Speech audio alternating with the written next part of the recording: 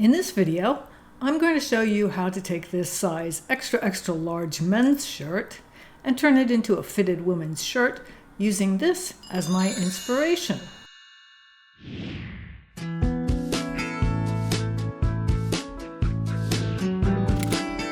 So let's get started.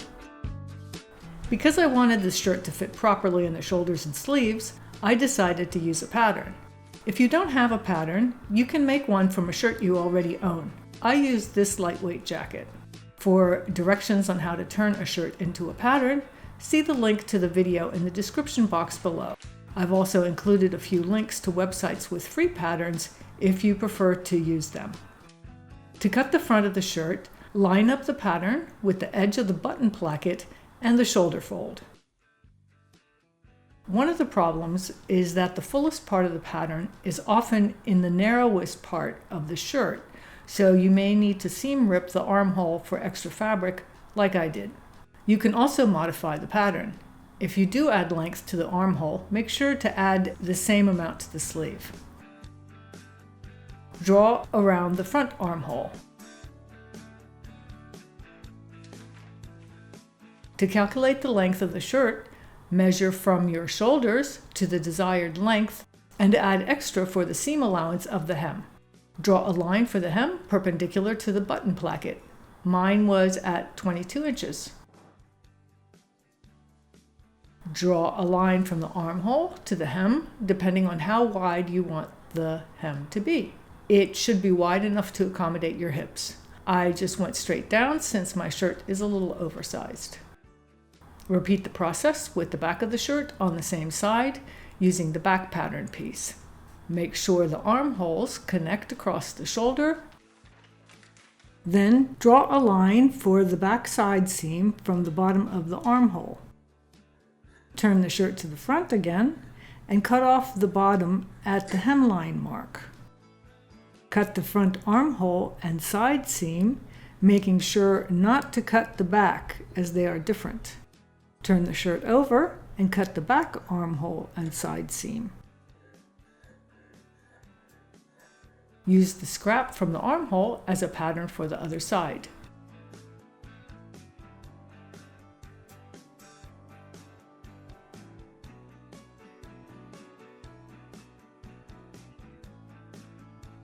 Cut the armhole front and back, and then cut down the sides. To cut the sleeves, first remove the cuffs, then open the sleeve seams so that the sleeves can lay flat. Place the sleeves on top of each other with the same sides facing, and cut the new sleeves using the pattern. I wanted short sleeves, so I measured from my shoulder to the desired length, then added an inch for the hem, which came to 8.5 inches.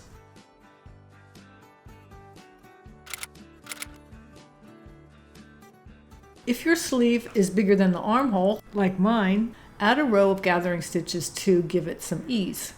Otherwise, you can skip this step. Sew for about 6 inches along the sleeve cap, offset towards the front by about an inch, with a single row close to the edge. Using a 3mm length will prevent the stitches from moving around, but is still long enough to gather. To attach the sleeves, I used the flat method because I wanted to save the side seams for last. If your sleeve pattern has a front and a back, make sure you attach the front side of the sleeve to the front side of the shirt. The front side of the sleeve is usually the one with less fabric. Pin the sleeves to the shirt with the right sides facing. Start at the ends and pin up to the gathering stitches. Then pull on the gathering threads until the sleeve is the same size as the armhole and pin into place. Sew the sleeves to the body of the shirt.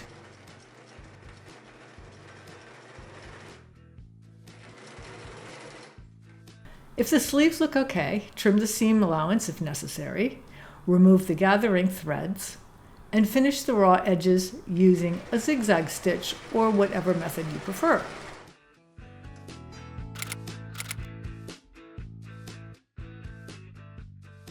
To shape the side seams, first roughly pin the sides together and try on the shirt. Mark the waist by pinching it in and marking it with a pin or safety pin. You can mark your natural waist or a bit higher or lower or looser or tighter as you prefer. I don't want to make mine too tight because I'm also going to add darts. Mark the waist measurement with a marker and remove the pin. Add a 1/2 inch seam allowance to the pin location of the waist. Draw a curve from the seam allowance mark up to the underarm. Then draw a straight line from the waist to the side seam or the hem, depending on whether you want the bottom to taper or flare out. And then cut the side seam. Use the cut section as a pattern for the other side. Pin it in place so it doesn't move around, and then cut. Turn the shirt inside out, pin the sides, and sew from the sleeves along the sides to the bottom of the shirt on both sides. Trim the seam allowances if necessary. Finish the raw edges with your preferred method. I used a zigzag stitch. This is what the shirt looks like with the side seams tapered. If you like the look, you can stop here. Otherwise, I'm going to show you how to add the darts. Mark the shirt in 2 places with a pin or safety pin. First, where the dart should start, which is generally just below the fullest part of the bust. Second, pinch and mark where you want the shirt to be the narrowest, usually the waist or just above it if you want an empire cut. Mark the location of the pins in order to transfer the markings to the inside. For darts, I like to use a washable marker with a pointed tip for precision. I also made a 3rd mark where I wanted the dart to end. Turn the shirt inside out and transfer the markings to the inside. Measure the location of the 3 marks and transfer them to the other side of the shirt.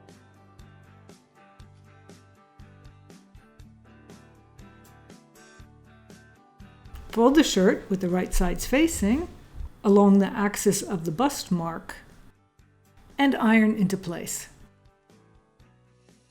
Starting at the top of the waist measurement, draw a line perpendicular to the fold with the depth of the dart. Mine is a 1/2 inch, which means each dart will take in the waist by 1 inch.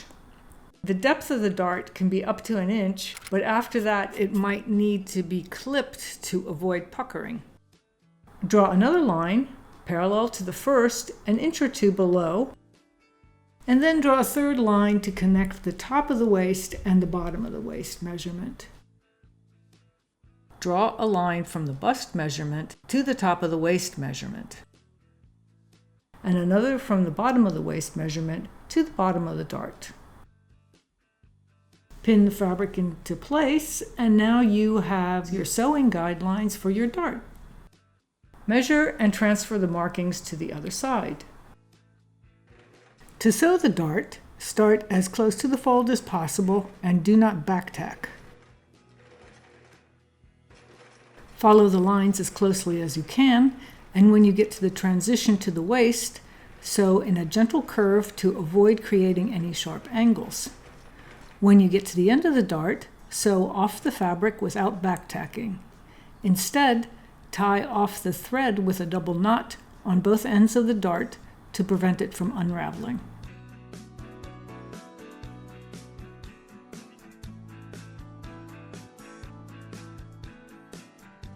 So the front darts look pretty good. The shirt looks better on Griselda than it does on me, but that's no surprise. The only problem is the fabric here, so I'm going to use the same technique to add darts in the back. Make a mark where the dart should start. The other measurements can be copied from the front darts. So I'm going to mark the top of the dart, then transfer the other measurements from the front.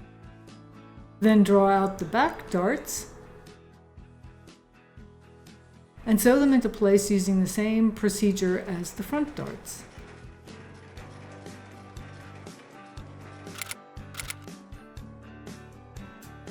You can make the hem any size you want, but my shirt turned out a little short, so I'm going to make a small hem.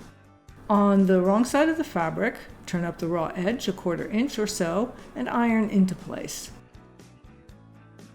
Turn the folded edge up, iron again, and pin into place if desired. Starting at one placket, sew close to the fold all the way around the hem until you reach the other placket, and back tack at the beginning and the end.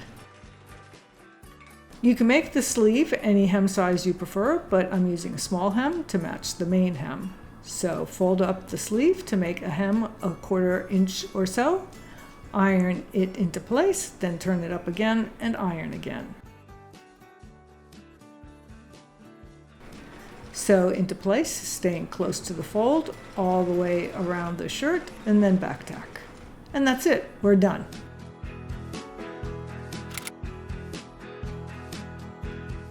Here's the shirt on Griselda, who is more curvaceous than I am. I can get away with wearing a boy's shirt, and I know most women can't, so I hope this helps to show what the shirt might look like on a more shapely person. Here it is on me, and I rolled up the sleeves to make them a little more poofy. Even if you have a shirt that fits you in the shoulders, but is a little too boxy in the sides, you can still use these techniques to shape it by altering the side seams and adding the darts. So I hope this inspires you to try your own refashioning project.